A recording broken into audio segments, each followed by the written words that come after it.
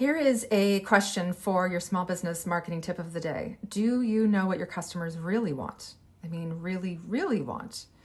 Let's say that you are a dentist. What does your patient want? Do they come in because they want to get their teeth cleaned, or they want to get a filling, or they want to, it's kind of an extreme example because we don't necessarily want any of those things except clean teeth.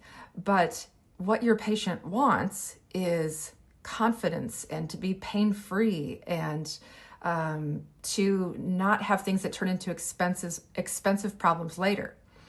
So what if you are, I love my auto care shops. What if you are an auto care shop and somebody brings their car in to get their brakes changed? Do they want their brakes changed?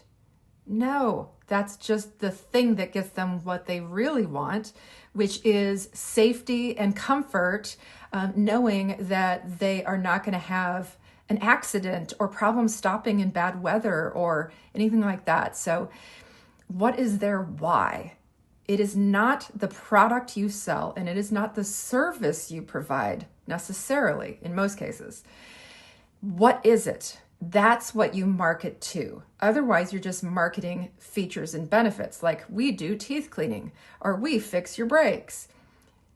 Your competition says that all day long, and your job is to stand out, to really be different. So stand out by focusing on your customers. What is their real why? And talk to that, not features and benefits.